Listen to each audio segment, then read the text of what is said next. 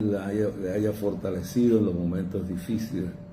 Aquellos momentos cuando más tranquilos estamos, cuando más felices estamos, cuando más tranquilos estamos, es que aparecen las tormentas.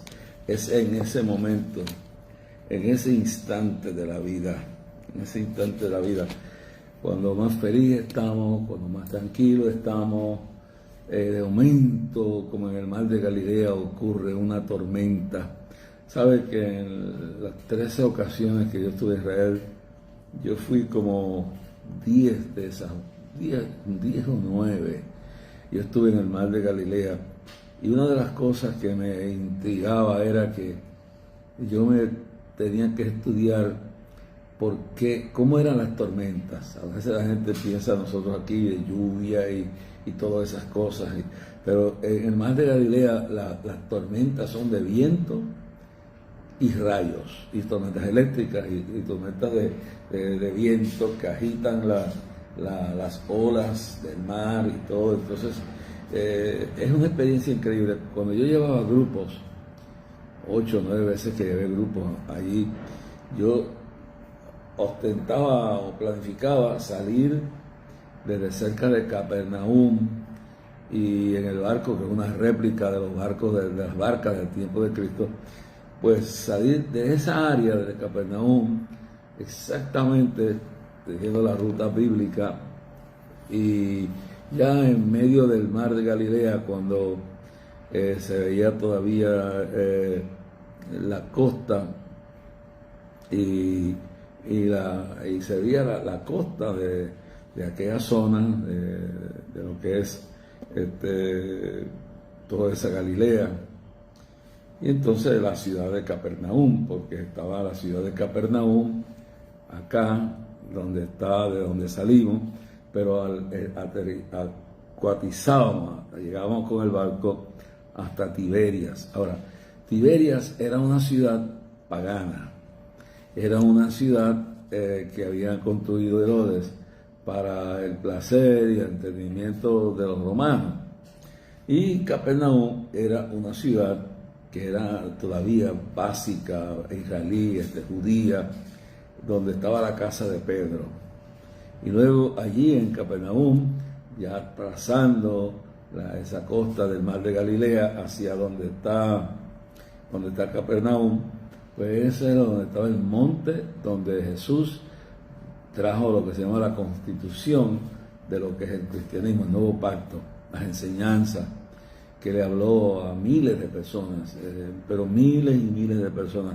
Y algún día cuando entre en eso voy a traerle una historia de las experiencias, la primera vez que fuimos allí, que estaba José Antonio Ayala, vivo, que era la voz oficial del clamor, el mejor locutor que ha tenido Puerto Rico, y estaba también pues el doctor Jorge, el doctor Jorge, que era un médico y él andaba con nosotros, era muy amigo nuestro, y así pues era un grupo bastante grande. Pero entonces aquella zona es la zona de Capernaum, y allí era que estaba la casa de Pedro, y descubrimos en el primer viaje que el lugar donde estaba Pedro había un sacerdote romano, sacerdote católico romano, pero italiano, que había descubierto el terreno, el sitio donde se había construido, donde estaba la casa de Pedro.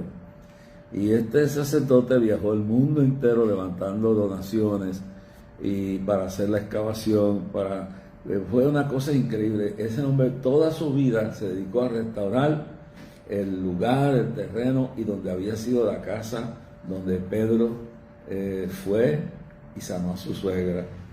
Y increíble, pues fue una experiencia increíble ver cómo ese sacerdote logró, además de tener severa excavación, todo lo que era la casa, ya en la excavación, pero construyó alrededor de esa excavación y donde estaba la casa, construyó una protección de vidrio para que la gente viera, en paredes, pero todo vidrio para que la gente viera y podían entrar. Eso lo protegía de todo. Entonces tú entrabas y tú no podías bajar abajo donde estaban los restos arqueológicos, pero podías subir arriba donde habían construido un balcón y una cosa muy bonita que ese cura lo preservó para generaciones por venir. Déjame decir que el hombre murió pobre. Al principio le hicieron la guerra a los mismos de diferentes áreas del catolicismo, dijeron que estaba loco, pero eso quedó ahí para la historia. Me imagino que todavía cuando uno va a Capernaum, va al lugar donde estaba la casa de Pedro, donde él fue a orar por su suegra, y no sé qué le han añadido a eso, pero era un evento muy especial, saber que ese sacerdote había dedicado su vida a restaurar algo para las futuras generaciones por venir. Ahora, ahí era Capernaum, en autobús, como media hora más adelante, a la orilla del mar de Galilea también, al otro lado, estaba la ciudad de Tiberia. Ahora, Tiberia no era una ciudad santa, no era una ciudad religiosa. Tiberia era una ciudad que Herodes había construido a la orilla del mar de Galilea para el placer del gobernador romano y todos sus súbditos que pudieran tener un lugar de entretenimiento. Es más, se supone, miren con la cosa, que ningún siervo de Dios, ningún judío, ningún religioso pusiera sus pies en Tiberia. Y una de las cosas que aprendimos nosotros allí, que los líderes religiosos, Jesús estuvo en la Galilea, pero se alega que pasó por al lado de Tiberia y siguió hacia Capernaum. Y es de Capernaum donde él se embarca con los discípulos hacia Gádara. Claro, nosotros cruzamos desde allí, más allá después el Jordán sigue hacia cruzar el Jordán hacia Jordania, a lo que es donde esa parte donde el río Jordán sigue hasta allí. Para el río Jordán viene desde allá, desde Cesarea Filipo, desde las montañas de Hebrón, y baja. Yo me recuerdo estando en el valle de Cesarea Filipo, como el agua era fría, y bajaba del monte Hermón, ahí era que nace el Jordán, y bajaba fría, y había un ambiente de 115 grados el día que yo fui. La primera vez que fui, y me recuerdo que me metí las manos, y el agua estaba helada, y me la pasé por el rostro. Pero de ahí nace el río Jordán, y después sigue bajando, hasta que pasa frente a Tiberias, y después sigue bajando por todo ese lado hasta cruzar hacia Jordania. Y el mar ahí se convierte en un lago, por eso se llama el lago de Genesaret. Y ese lago se expande hasta las alturas de Golán, y se expande hasta lo que era antes Gádara, que es a donde Cristo decide cruzar ese lago para ir con los discípulos. Y es en el lado de Capernaum, donde está ese monte, donde Cristo le habló a miles y miles de personas, que en otra transmisión hablaré más claro de esto, porque es importante hablar de esas enseñanzas que él predicó a miles, sin micrófonos, sin bocinas, sin nada. Cristo le habló a esa gente con ese fervor y puso las bases de la fe cristiana. Esa es nuestra constitución. Ya no es la Torá, ya no son los escritos diferentes de los profetas, aunque usamos el Antiguo Testamento históricamente, lo estudiamos los salmos históricamente, pero no practicamos los ritos que los judíos hacen con el Torá y toda esta cosa. Pues ya nosotros tenemos el nuevo pacto, ya nosotros tenemos el nuevo camino, la gracia, y nos ha librado de la ley. Y ahora estamos lavados con la sangre de Cristo. No necesitamos guardar literalmente el sábado. El sábado se convierte en un día de reposo. Y algunos que pueden, que no pueden, porque tienen que trabajar, son médicos, enfermeras, policías, soldados. Pues ese día, el sábado, como lo guardan los judíos, no lo guardan ellos.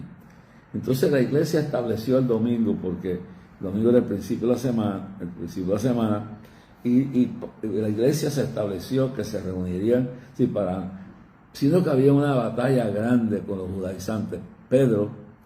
El apóstol Pedro era uno que estaba infectado con el judaísmo y no había entendido todavía el mensaje de la gracia, todavía no había entendido que ya no había que circuncidarse, aunque se hiciera por una práctica médica, pero como ritual y señal de arrepentimiento y de ser judío, y no había que hacerlo.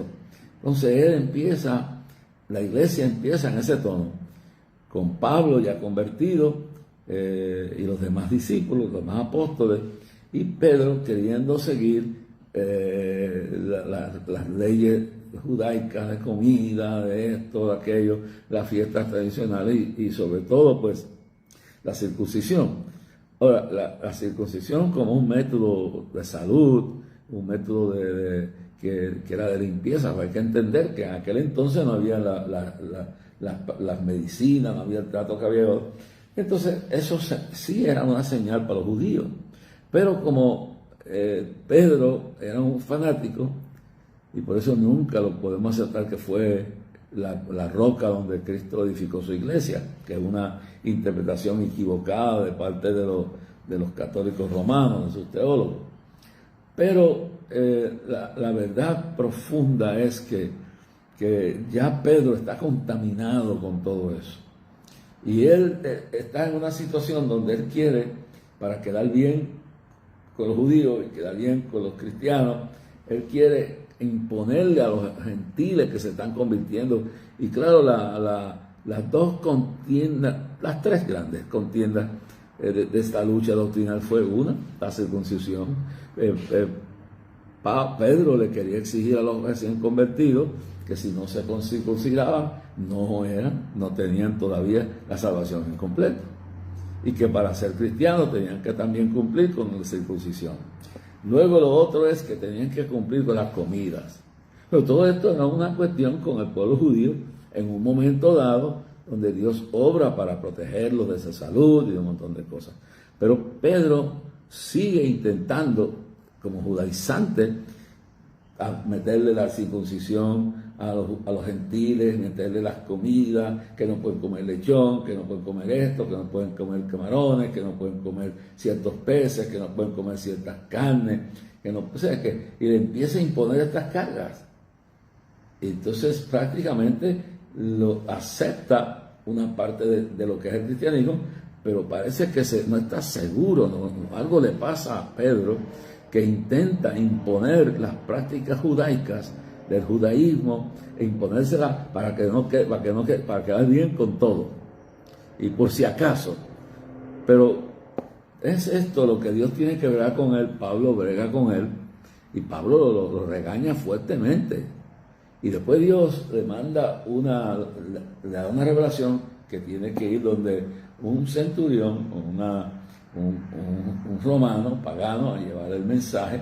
Pero antes de ir allá, antes que lo va a contaminar con ese ritualismo, entonces le da una visión de un gran cuerno donde están saliendo vegetales y saliendo todos los animales que el judaísmo prohibía como comida, los cerdos, los camarones, las langostas y un montón de otro tipo de animal que no se podía comer, conforme a las tradiciones que habían habido de los levíticos y se había puesto para el pueblo judío. Pero ya el evangelio reemplazó todo eso.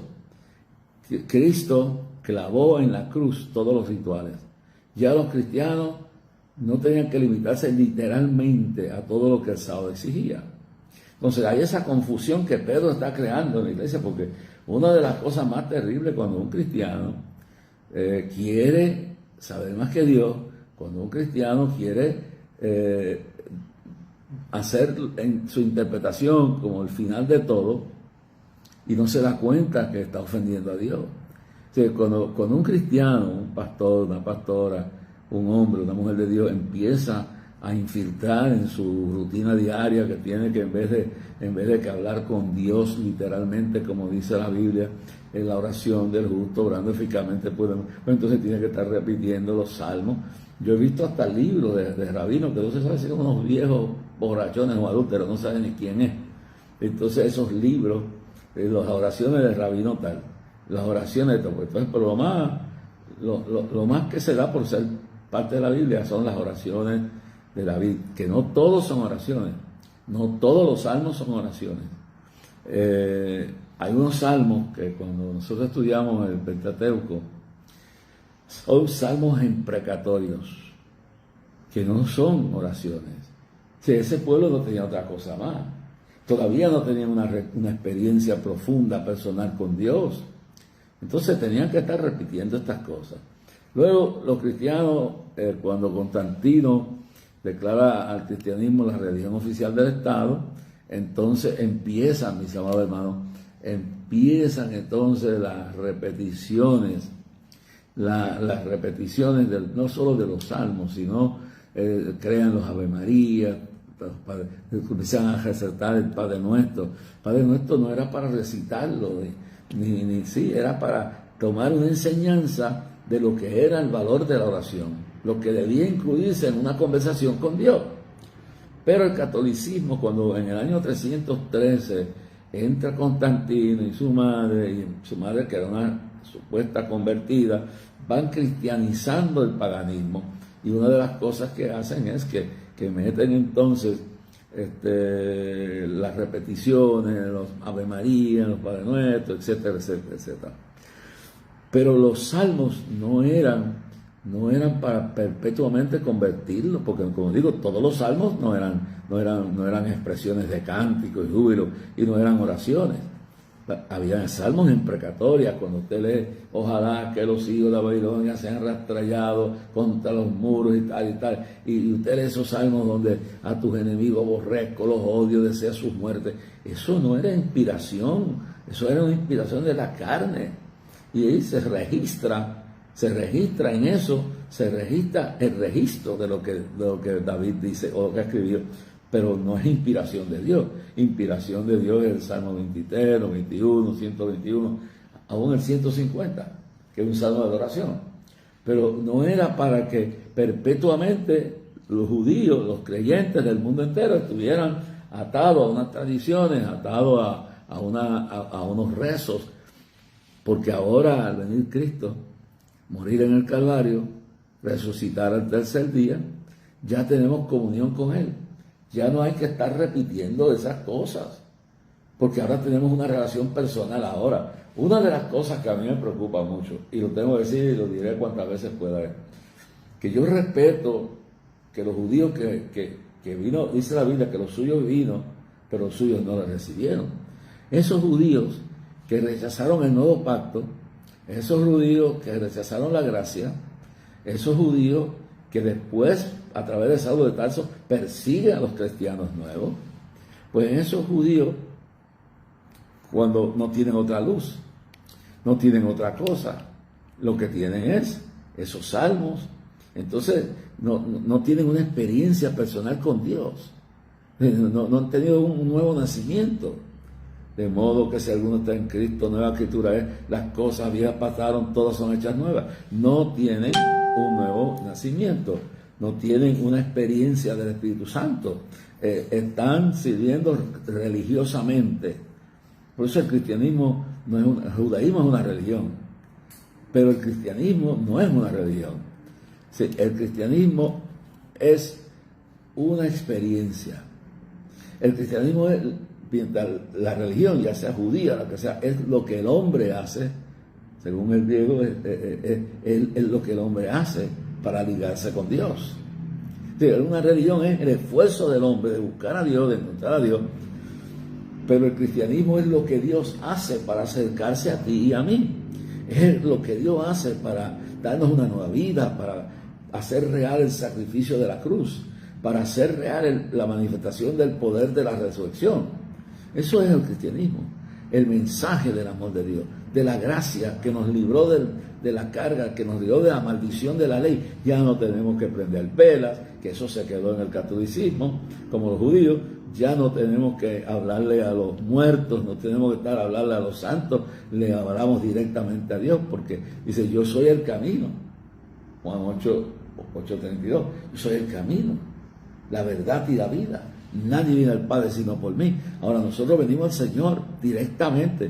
No hay un mediador, no hay otro nombre dado a los hombres sino Jesucristo. Hay un solo mediador entre Dios y los hombres, Jesucristo.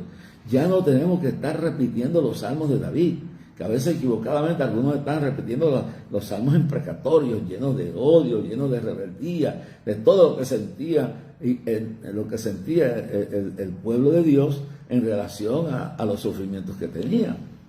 Y entonces, y su odio hacia sus enemigos. Mas Cristo dice, amad a vuestros enemigos, orad por los que os persiguen, ultrajan, haced bien a los que os hacen mal. Dice bien claro, amad a vuestros enemigos. Eso es lo primero que dice en el sermón, en el pacto, el nuevo pacto. Amad a nuestros enemigos. Haced bien a los que hacen mal. Orad por aquellos que os persiguen y os ultrajan. Dice que hagamos bien, que oremos por ellos, que los perdonemos, no guardemos rencor. Eso es lo que nos enseña Dios en ese nuevo pacto, ¿verdad? No hay que estar guardando el sábado. El sábado viene a ser el momento que debemos separar un día, que es la realidad que debemos separar un día. Ahora, si se fuera a aplicar literalmente, pues entonces, si se va a aplicar como los judíos, usted no puede hacer nada ese día. Yo me recuerdo estando en Mahaneín que fuimos a comprar, que aquellos están minados judíos, y el judío dejaba la puerta abierta porque no la podía abrir ni cerrar. Pero era tan listo que cuando fuimos a comprar algo decía, yo no puedo tocar el dinero porque todavía no es Sabbat, todavía no ha terminado el Sabbat. Entonces nos ponía que contáramos el dinero frente a él y se lo dejamos en el mostrador. Sí, no podía hacer nada. Cuando usted se quedaba en el Hilton, en el Hotel Hilton o Sheraton en Jerusalén, usted tenía que coger el ascensor que era religioso, ese paraba en todos los pisos porque era contra la ley de Moisés, una cosa como esa. El otro ascensor, que era para nosotros los gentiles, pues paraba en el piso que nos diera la gana. Pero aquellos que estaban entregados al ritualismo hebreo no podían tocar el ascensor. Yo le digo bien claro, si usted va a guardar la ley como estaba en los tiempos de Israel, usted no puede usar el ascensor de aquí, ni puede usar el ascensor del otro, de allá de la oficina donde usted trabaja. Usted tiene que, pero Dios nos libró de todo eso.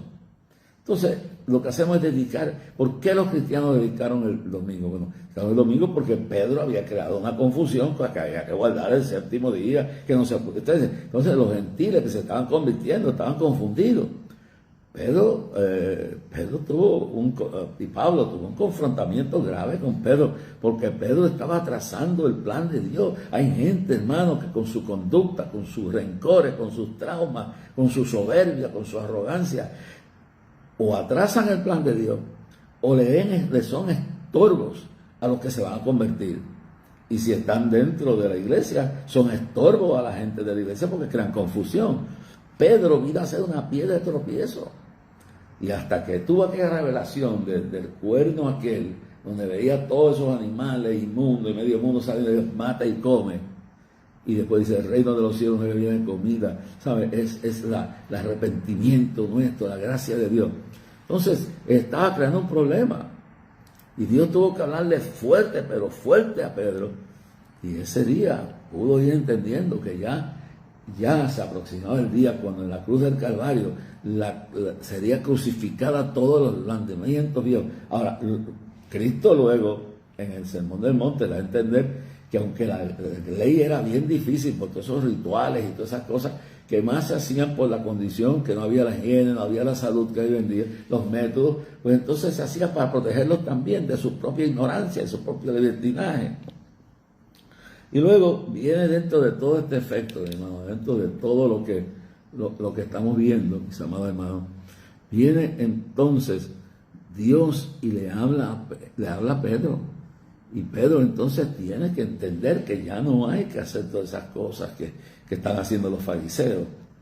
Y una de las cosas que yo más temo es que la gente no entiende que no importa que sea hebreo, que sea la religión que sea, la secta que sea, pero cuando la gente que son cristianos se inducen, se introducen y empiezan a ser engañados por estas profetas y profetisas y gente que anda por ahí todo errorizado y engañando al pueblo inconscientemente, a veces de buena fe, pero hacen daño. ¿Cuál es el daño grande? Que se reemplaza, cuando tú te metes ya en el tiempo de la gracia, se reemplaza el tiempo, es decir, el tiempo del reconocimiento de la relación profunda con Dios, personal. Y entonces vas a entrar en todos los rituales. Entonces tienes que estar leyendo el librito que tiene las cosas. Tienes que estar leyendo los salmos que te dicen que te tocan.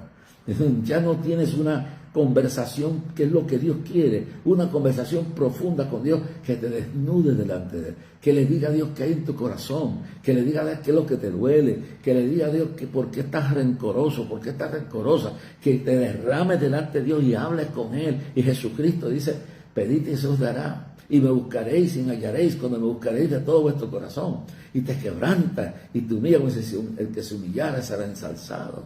Y te humilla delante de Dios y le pide a Dios que te haga ver tu condición. Y entonces el problema es que la práctica del judaísmo en el cristianismo aleja a la persona de Jesucristo, lo hace negligente en la oración, lo hace creer que de esos rituales es que depende su salvación, cuando ya su salvación se compró, y lo que hay que cultivar es nuestra vida espiritual.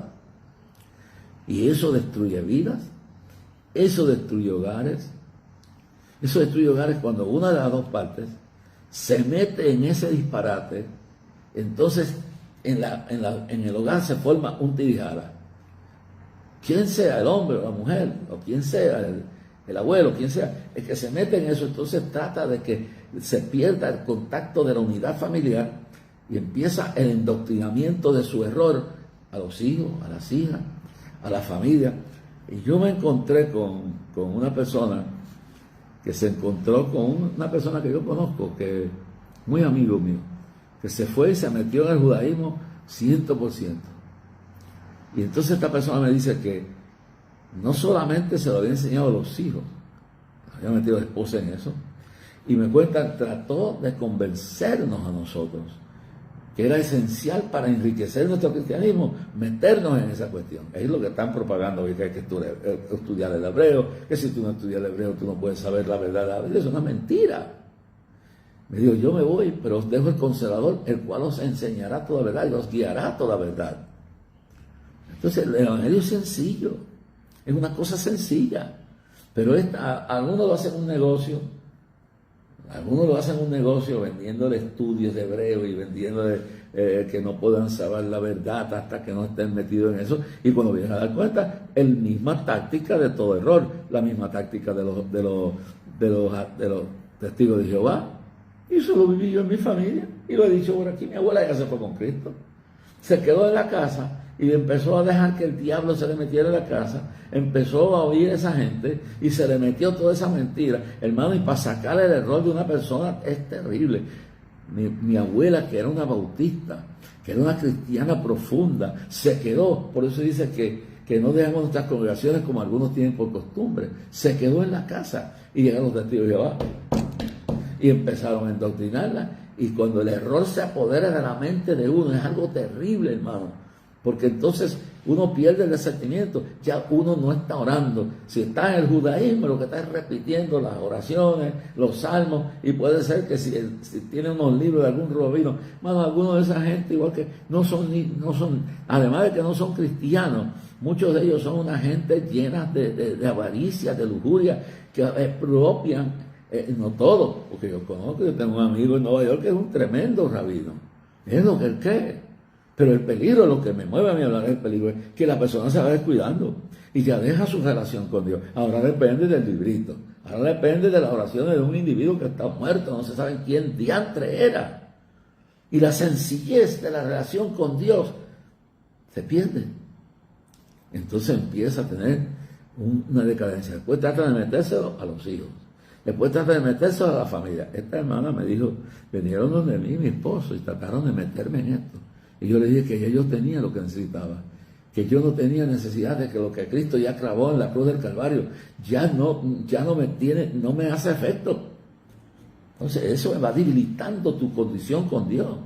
Vas entrando en una atadura, una opresión mental. Yo lo viví. No sé por qué, pero después al final evaluaré unas cositas que tengo que hablar aquí del mensaje del presidente Biden.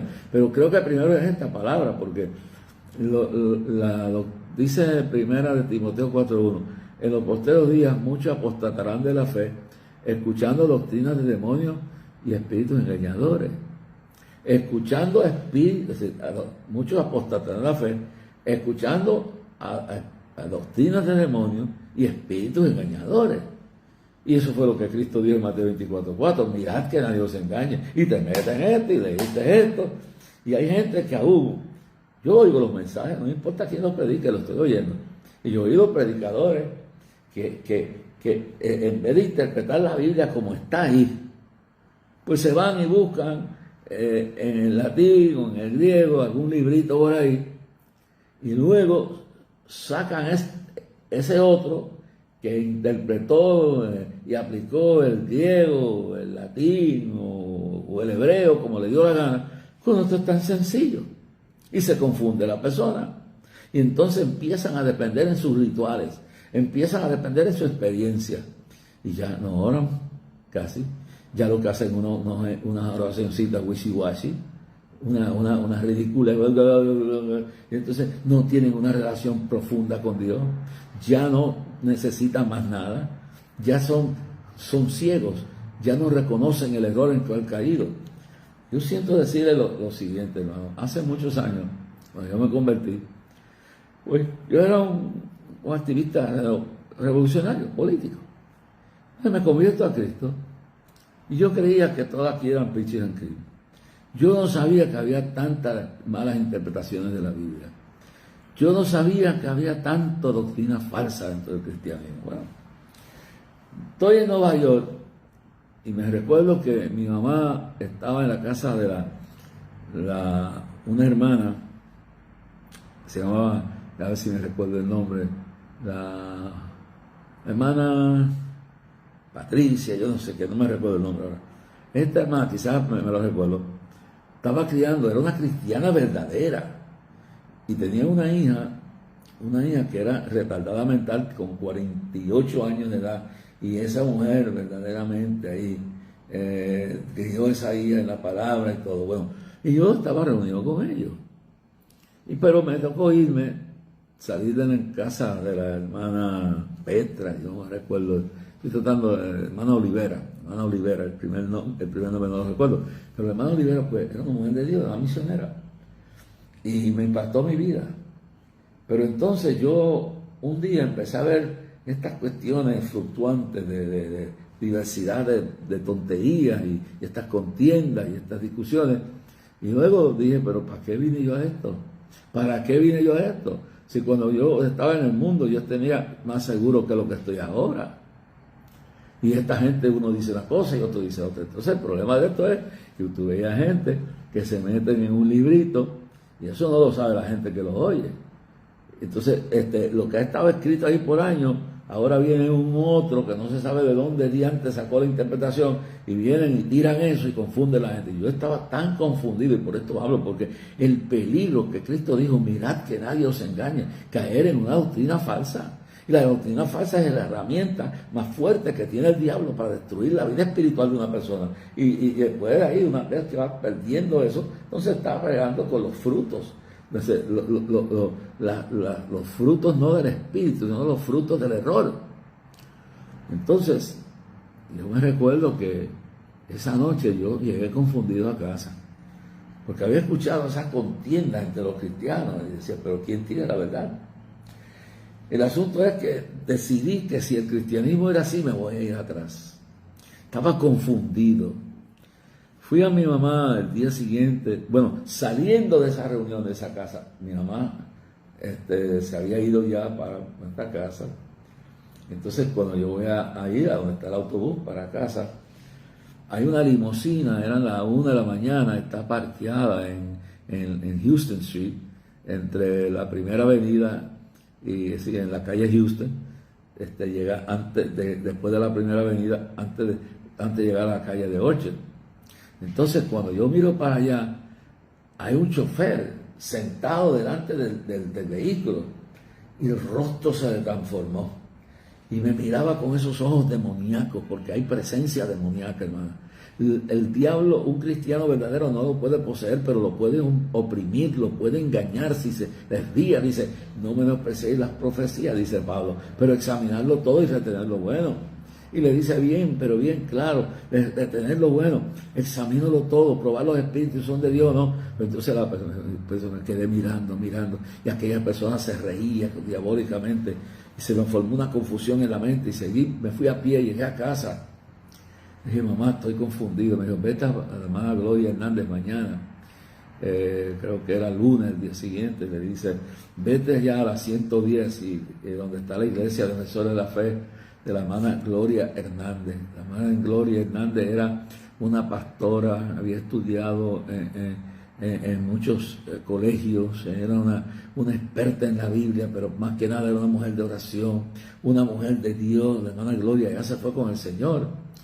Y la hermana Gloria me había conocido desde que a veces yo llegaba y escandalizaba a la iglesia con mis actitudes, mi ropa, los demonios que me usaban. Entonces, ahí recién convertido, ya tenía como un mes de convertido, voy caminando y me voy, cojo un autobús cogí un autobús en la primera avenida, después cogí un crosstown, llegué a la 110, llegué a la iglesia como a las 8 de la noche del lunes, y la hermana Gloria me atendió. Y yo le expliqué la confusión que tenía.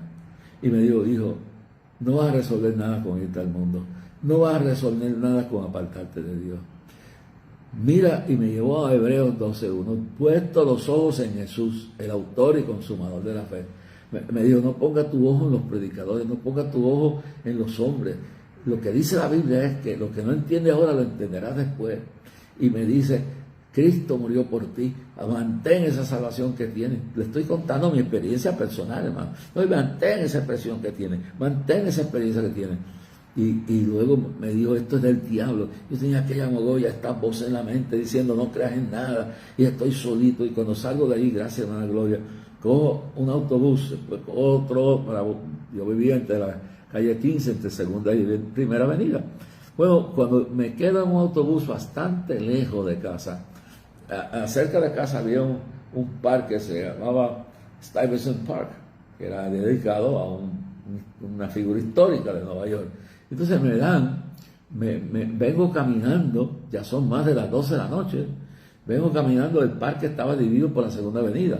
Yo tenía que llegar hasta la calle 15, Segunda Avenida, y bajar hasta llegar a casa. Cuando el parque ya a cierta hora cerraba los portones, y ya a la medianoche el parque estaba cerrado. Y cuando voy pasando por allí, mis amados hermanos, oigo un hombre gritando, pasando el parque que estaba cerrado, gritando, yo soy el diablo y vengo por ti. Cuando yo oí aquello, yo pedí, Dios mío, ten misericordia de mí. Yo te prometo, Señor, que no me voy a desviar. Yo te prometo que no voy a dejar que el diablo ni nadie me aparte de ti. Y corro, hermano, y corro. Paso el parque, llego a la escalera del 348 donde yo vivía y subo la escalera. Entonces llego a mi cuarto, mi mamá estaba durmiendo. Y tengo que testificar esto porque le estoy diciendo el precio de uno tan siquiera pensar dejar el camino del Señor, tan siquiera pensar apartarse de la palabra de Dios, que dice cielo y tierra pasarán, mas mi palabra no pasará. Y me recuerdo que mi mamá estaba dormida, yo entré a mi cuartito que quedaba en el extremo del apartamento y me acosté. Y primero me recuerdo que digo, me acuesto, pero entonces me pongo a orar, me tiro de rodillas y empiezo a orar 1, 2, 3 horas y orando, Señor, yo te amo, Señor, sácame esto. Y oí una voz que decía, no, eres mío. Y me agarraba aquella mente, me jalaba la mente, hermano, el espíritu de error es algo terrible. Se destruye la vida, se destruye la paz, se destruyen los hogares. Todo por eso que yo combato tanto esto, porque esto trae una división demoníaca. La división, mire, yo conozco un matrimonio que se rompió 2 veces porque la mujer se le metió el judaísmo y el padre era cristiano y el padre decía, no me traiga eso aquí. Terminaron divorciándose 2 veces. 2 veces se divorciaron y están apartados. Su mundo se vino al piso. Porque esto es lo que trae esto. El objetivo del diablo es que se destruya la familia, que se falte el respeto, y que se desparrame la familia y se aparten del servicio y de lo que debe ser la iglesia. Porque si la Biblia dice que el hombre trata a la mujer como algo frágil, pero también dice que la mujer respeta al marido. Cuando esto se mete en la familia, lo que se forma es un infierno, porque ¿cómo andarán 2 juntos si no están de acuerdo? Divide el hogar. Después, si hay hijos, los divide también, porque las hijas y los hijos le empiezan a inculcar las cosas, y una guerra, y terminan todos en el infierno perdidos, y después para sacarlo de ira. Entonces, mire que eso fue unas horas que yo pensé irme atrás, que yo pensé no volver más a la iglesia. Y eso le dio un lugar al diablo. Y cuando esa noche llego, me tiro de rodillas y orando, y sentí algo que me jalaba el cráneo y algo que me jalaba la cabeza. Y orando, y sentía algo, no puedes más. Yo lo que sé es que oré tanto que me arrastré dormido a la cama, casi te despierto y dormido, pero no podía dormir. Y me tiro así en la camita mía, mirando hacia el techo. No estoy dormido, estoy despierto, pero la agonía, la lucha que tengo entre mi espíritu y la opresión que el diablo me había metido y el error que me quería meter. Yo empiezo a luchar ahí, y de momento miro hacia Dios. Esto fue mi experiencia, hermano. Por alguna razón Dios me ha mandado a hablar esto. Yo no sé quién está atado de una doctrina de demonios, quién está destruyendo su familia, destruyendo su vida, destruyendo su hogar, dividiendo una iglesia, destruyendo un ministerio. Yo no sé quién está escuchándome, pero si Dios te está hablando, tírate de rodillas esta noche, no duermas, pero dile que la sangre de Cristo te cubre. Dile al diablo y su espíritu de error que se vaya, y promete no amenazar más nunca en apartarte del Señor. Porque cuando la gente dice, yo no hablaré más en tu nombre, ni me acordaré más de ti, y llega con ese revolú de rebeldía, porque aun cuando una persona dice, ya no soy cristiano, ya me volví atrás, ya no soy cristiano. Bueno, cuando tú digas que no eres cristiano, tú te rebelaste contra Dios, tú estás mal con Dios. Porque solo los cristianos convertidos entrarán al reino de los cielos. El que no sea cristiano va para las pailas del infierno. Y no estamos hablando de membresía en una iglesia, estamos de la experiencia cristiana. Y me buscaréis y me hallaréis cuando me buscaréis con todo vuestro corazón. Y la Biblia dice que allí no entrará nadie que hace mentira o sucio. Todo lo que hace mentira y sucio, y toda esa maldad, nadie entrará allí sino los redimidos con la sangre de Cristo. Y te puedes tener todos los libros en la cabeza que te dé la gana. Puedes tener el Pentateuco completo, el Torá, te puedes aprender el libro del Corán, te puedes aprender el libro de Buda, lo que te dé la gana. Pero eso no es lo que te salva. Te salva cuando tú por fe confiesas que Jesús, con mi boca confieso que Jesús es Señor y que resucitó de los muertos, que me lavó con su sangre, que me limpió, que murió por mí en la cruz del Calvario, de modo que si alguno está en Cristo, nueva criatura es, las cosas viejas pasado, todas son hechas nuevas, eres nuevo en Cristo, Cristo te redimió, y eso es la salvación, el perdón inmediato, porque la paga del pecado es muerte. Romanos 6, 23 dice, la plaga del pecado es muerte, más la paga del pecado es muerte, más la dádiva de Dios es vida eterna en Cristo Jesús. Venid a mí los trabajadores cargados y yo os haré descansar. No te apartes ni por una hora. Y bota esos libros demoníacos que tienen ahí. Bota antes que Dios mande, como mandó con Jonás, una tormenta. Porque Jonás se desvió de la doctrina. Jonás desobedeció a Dios. Y la gente se vuelve insensible cuando son controlados por un espíritu de error. Se vuelven insensibles, se vuelven incorregibles, se vuelven totalmente perfectos. No rebuscan su falla, buscan la falla en todo el mundo, pero se olvidan la de ellos. Y a veces, bueno, uno, como dijo el Salmo 139, David, después que pecó, después que mintió, después que mató, después que sí, todos los ritos que había hecho, y viene, y cuando tiene ese encuentro con el profeta Natán, y le da aquel cuentito de que un rico tenía muchas ovejas y le quitó la ovejita al pobre, y la banqueta vaya con yo lo mato. Pero ahí entonces da tarjetura a ese hombre. Examinaos a vosotros mismos si estáis en fe. No mires la paz en el ojo de tu mano si la viga que está en tu ojo. No te justifiques. No justifiques. Si estás mal, estás mal. Ese es el pecado de Naamán el leproso, que no quería reconocer que era un leproso porque creía que él no era mejor que los demás. Ese es el pecado del fariseo, que decía, yo no soy como este pecador.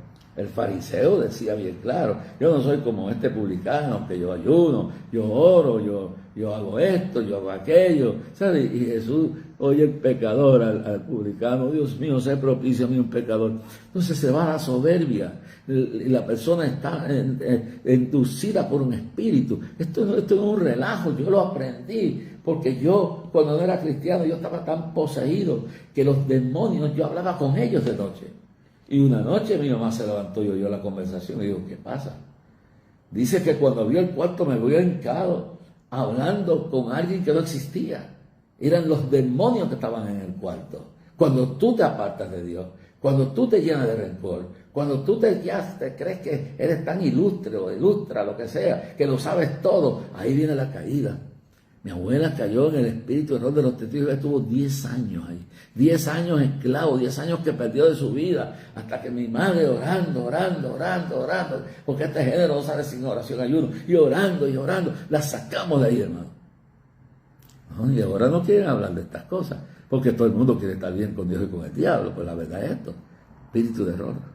Y dice, a mí no, porque yo sé tanto. Pues mira, los que saben tanto, yo tenía un amigo que era teólogo,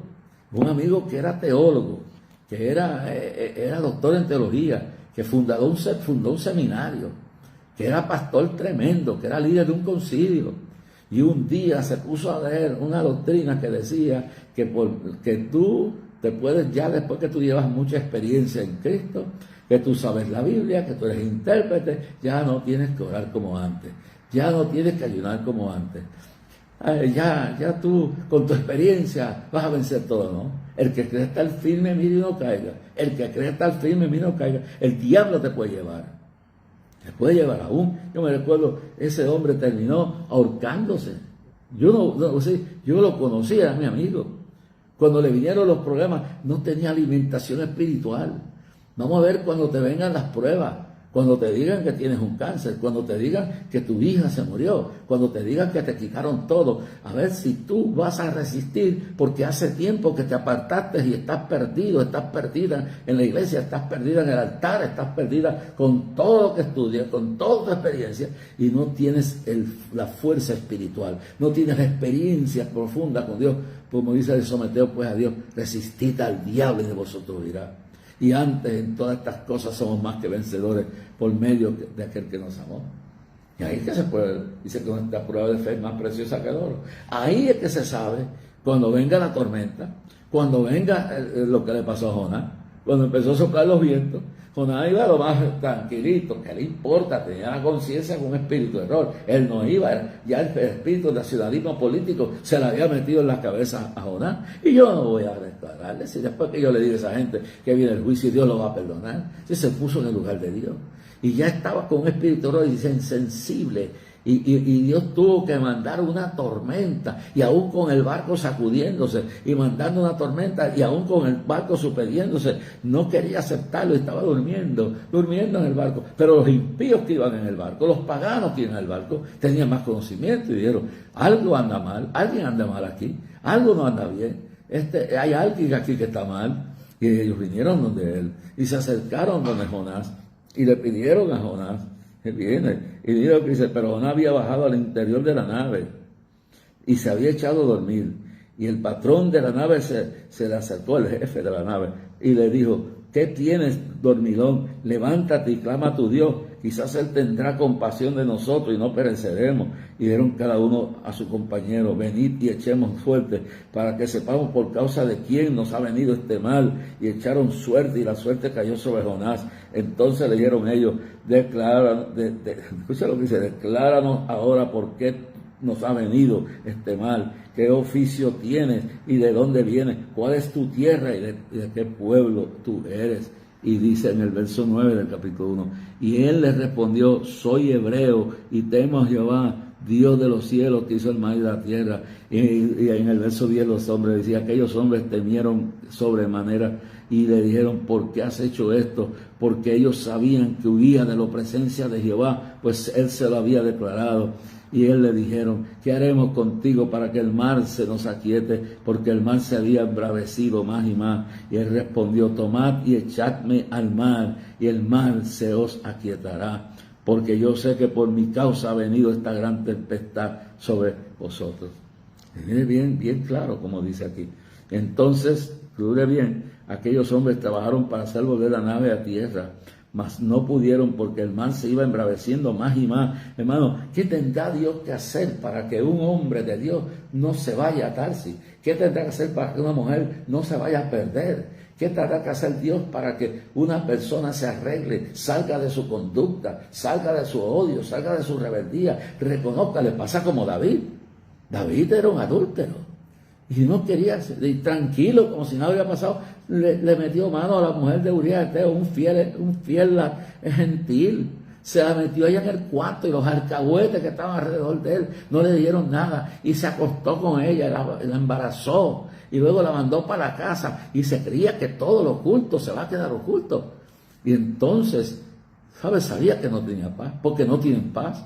Los que ocultan su pecado no prosperarán hasta que no confiesen, hasta que no pidan perdón. Y no es solamente el perdón, no es solamente el pecado, no solamente se comete contra Dios, se comete contra el ser humano. Cuando una persona roba, el pecado es contra Dios, pero le robó a alguien. Cuando una persona mata a una persona, no solamente tiene un problema con Dios, tiene un problema con la justicia. Cuando un hombre le es infiel a su esposa o una mujer le es infiel a su marido, que nadie lo sepa, esto, escondido, pero algo va a pasar. Y Dios, queriendo salvar a Jonás, le manda una tormenta. Y los hombres que van en el barco se dan cuenta que hay una tormenta. Y si Dios quiere salvarte a ti de ese infierno, tú que estás mintiendo, tú que estás enrodizada, tú que estás adulterando, tú que estás fornicando, tú que estás yendo en actividades totalmente depravadas, con compañías perversas, Dios te quiere salvar. ¿Sabe lo que Dios va a hacer? Va a enviar una tormenta a tu vida, y puede ser que venga hasta una plaga, puede ser que venga lo que sea, porque a Dios no le interesa tu cuerpo, no le interesa tu fama, no le interesa tu posición. Lo que le interesa a Dios es que tu alma no se pierda, y Dios mandó la tormenta. Dios a veces hace cosas como parar el ángel frente a la burra de aquel profeta, de Balaam. Y él no sabía que había un ángel para que no siguiera caminando. Y le empezó a pegar a la mula, al burro, a la burra, a lo que fuera. Ciegos, que Dios le está hablando, que te estás perdiendo. Que Dios está hablando que perdiste tu camino. Que si mueres como estás, no solamente te vas a ir, te vas a llevar a medio mundo contigo. Y tabashama la vas a ir. Yo tengo aquí unas notas para evaluar el discurso de este hombre de anoche. No me importa, Dios me dice que este es el mensaje. Que esto Dios le está hablando a alguien que está jugando con Dios, alguien que se ha arrastrado, que le está haciendo infiel a su esposa, que le está haciendo infiel a su esposo, que está arrastrando a sus hijos al infierno, que su vida se está yendo lentamente, que ya hace meses que no va a una iglesia, que hace meses que no ora y tiene haciendo sus rezos. Si es católico, está rezando el Ave María y el Padre Nuestro, y si es un judaizante, está repitiendo los salmos o lo que el libro del rabino yo no sé quién. Y entonces, o si es un musulmán haciendo sus rezos, poniendo la alfombrita, no, Dios viene a buscar tu alma. De que Él aprovechara al hombre y a la mujer si perdiera su alma. Lo importante, a Dios no le importa que se pierda la casa, que se pierda el carro, que se pierda toda la fama. Dios lo que le interesa es que tu alma, que es eterna, no se pierda. En un Corintio dice, perder los bienes es mucho, perder la salud es más. Pero perder el alma es pérdida tal que no se recobra jamás.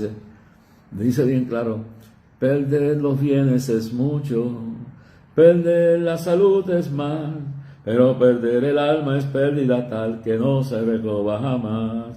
Pero perder el alma es pérdida tal que no se recobra jamás. Oh, perder la salud, perder los bienes es mucho, perder la salud es más. Pero perder el alma es pérdida tal que no se recobra jamás. Perder el alma es pérdida tal que no se recobra jamás. No se recobra jamás. Por eso dice, perder los bienes es mucho, perder la salud es más. Pero perder el alma es pérdida tal que no se recobra jamás. Que no se recobra jamás. Y eso es lo importante esta noche. Que se pierda la casa, que se pierda el ministerio, que se pierdan los edificios, que se pierda todo, se pierda la salud, se pierda todo, pero que tu alma no se pierda. Y si Dios tiene que llevarte, si Dios tiene que permitir que te pase algo, como yo le decía a una hermana que me pedía consejo hace muchos años, su hijo tenía un problema grave, era adicto, fue cuando empezó la heroína. Y esta hermana, de mucha plata, me dice, ore por mí. ¿Qué hago yo por mi hijo? Que está perdido. Y lo voy y lo saco de la cárcel y vuelve y cae. Entonces yo le digo en el espíritu, hermana, ese es el problema, usted lo ha sacado tantas veces de la cárcel. Deje lo que se pudre en la cárcel. Deje lo que se pudre en la cárcel. Deje que aprenda que no puede jugar con usted, que no puede jugar con el amor de la madre, que no puede jugar con Dios, que Dios quiere su alma. déjelo en la cárcel, no lo fíe, déjelo ahí. Hermano, después que esa persona recapacitó, las cosas cambiaron.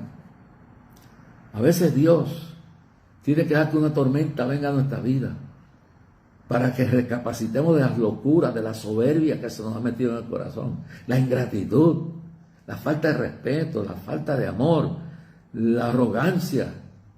Y tiene usted un David que adulteró, la embarazó, lo engañó, lo emborrachó, lo mandó al frente y lo mandó que lo matara.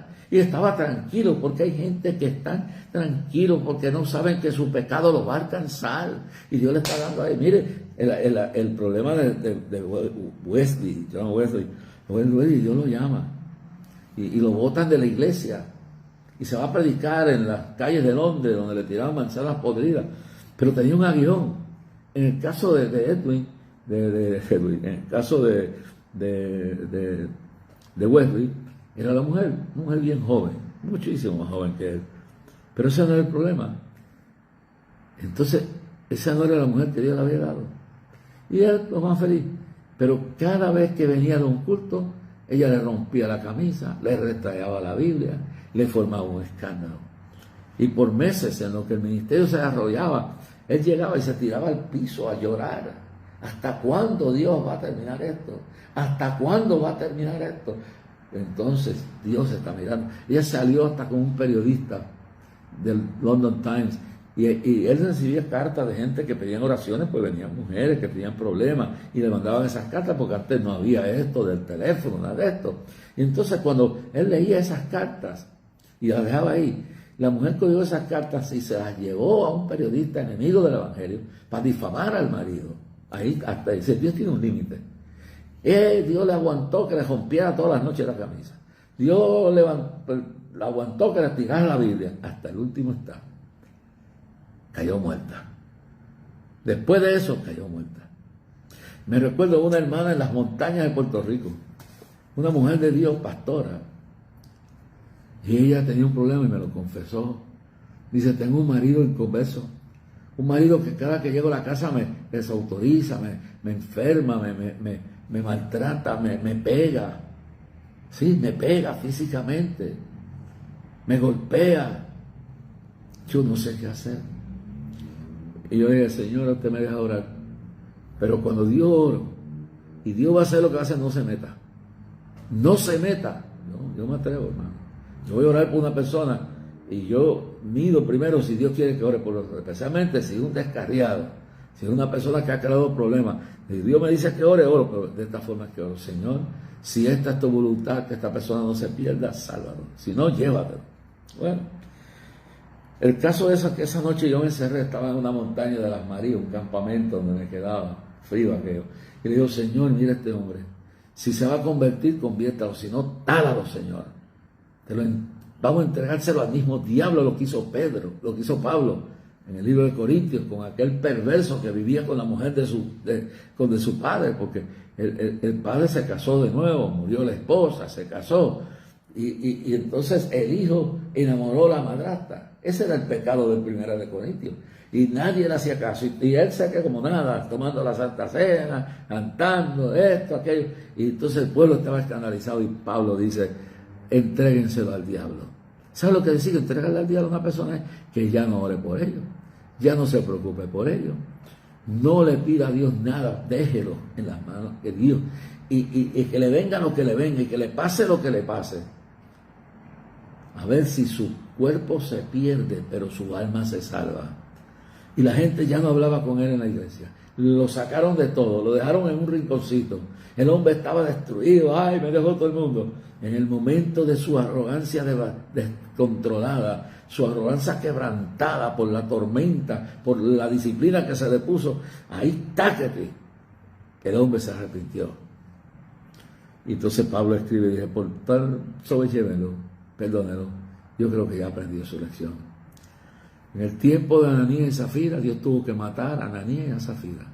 Y dice que cuando Dios mató a Ananías y Zafira, después de mentir, el pueblo tomó temor, respeto, porque es que la gente cree que esto es un relajo. Hermano, yo he visto gente Como ese hombre que vino la noche última, que le puso la mano encima, cayó muerto. Dios todavía mata, Dios todavía envía tormentas, Dios todavía abre la tierra para que se los trague. Nadab y Abiú ofrecieron fuego extraño y del altar mayor del lugar santísimo salió fuego y los consumió. Todavía Dios es un Dios de amor, pero es también un Dios de fuego consumidor. Todavía Dios es igual que el que destruyó la civilización antediluviana, el que destruyó a Sodoma y Gomorra, el mismo Dios que es juez de toda la tierra, que destruyó a Sodoma y Gomorra, es el que estamos sirviendo. Pero cuando la persona se humilla, cuando la persona se rinde a los pies de Cristo, la vida cambia. Y no tienes que tener, avergüénzate, reconoce tu pecado, reconoce tu maldad. Mejor es entrar al cielo sin la reputación, sin nada, hasta sin piernas, pero entrar a la gloria de Dios salvo y redimido. Habrá alguien que me escucha, que está encubriendo su pecado, que no tiene paz consigo mismo, que no tiene un encuentro todavía, hace tiempo se apartó en la misma casa, en la misma iglesia, o en el altar mismo se perdió. ¿Dónde estás? Cristo te ama. Cristo quiere reconciliarse, que tú te reconcilies con Él.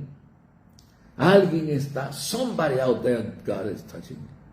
Somebody out there, the Lord is touching. Alguien Dios está tocando, porque a Dios no le importa tu prestigio, lo que le importa es tu alma. A Dios no le importa la trapo de casa, ni el carro, ni le importa todo lo demás, le importa el alma tuya. He loves you, Él te ama, y te quiere abrazar, y te quiere restaurar, y te quiere levantar. Pero tu orgullo no te deja. Tu orgullo no te deja, escúchalo bien. Tu orgullo no te deja, pero Dios te ama. Ven a Cristo y Padre, en el nombre de Jesús. Salva esta alma, salva esta vida que predica, que está en esta condición. Redímelo, Señor, en el nombre tuyo. Sálvale, lávale en tu sangre, levanta, que esté entre los que entrarán a tu presencia cuando descienda el ángel o los ángeles millares Jesús y los muertos en Cristo resuciten primero.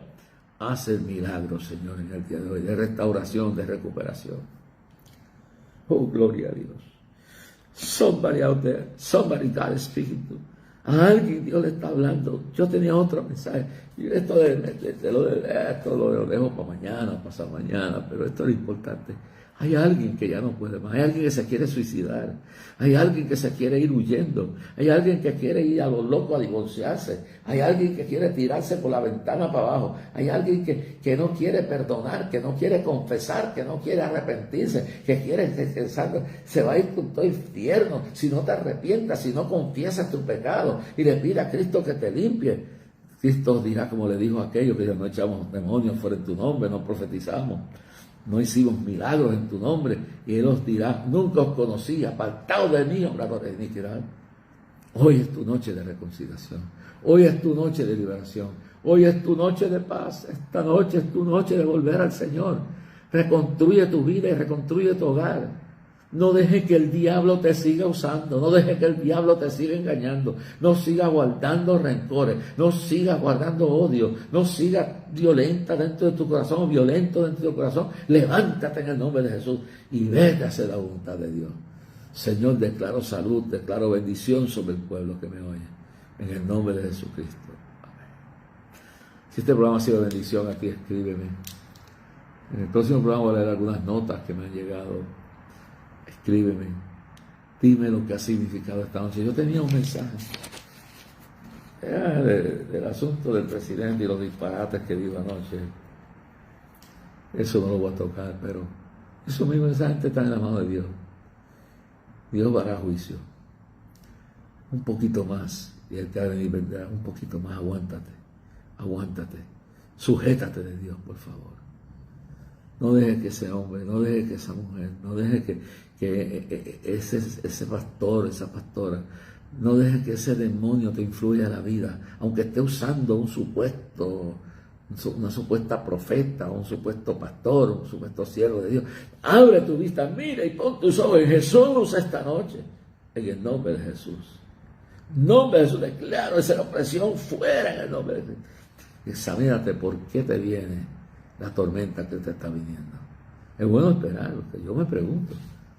Yo me estoy preguntando, Dios mío, dime dónde estoy, qué está pasando. Examíname, oh Dios. Examíname. ¿Por qué el mundo se me está cayendo encima, Señor? ¿Dónde estoy desobedeciendo? ¿Dónde he ofendido? ¿Dónde he pecado, Dios? El que se humilla será ensalzado y el que se ensalza será humillado. Alguien out there, alguien allá afuera, Dios le está hablando. God is talking to somebody. No lo dejes para mañana porque tú no piensas que te vas a morir. Pero mire, si viniera un terremoto esta noche, miles iríamos a estar derechito a la eternidad. Pero yo no tengo miedo. Dios está contigo. Dios te bendiga. Hasta mañana, esta misma hora. Y recuerde que hoy a la medianoche en la cadena del Milagro, canal 54 de Dish, canal 54 de Liberty y por unored.com, por unored.com, también por cdminternacional.com. Puede escucharnos a las 12 de la medianoche. Dios lo bendiga y recuerde que necesitamos más que nada su oración. Escriba clamor a Dios, P.O. Box 3295, Bayamón, Puerto Rico 00958. Dios le bendiga grandemente.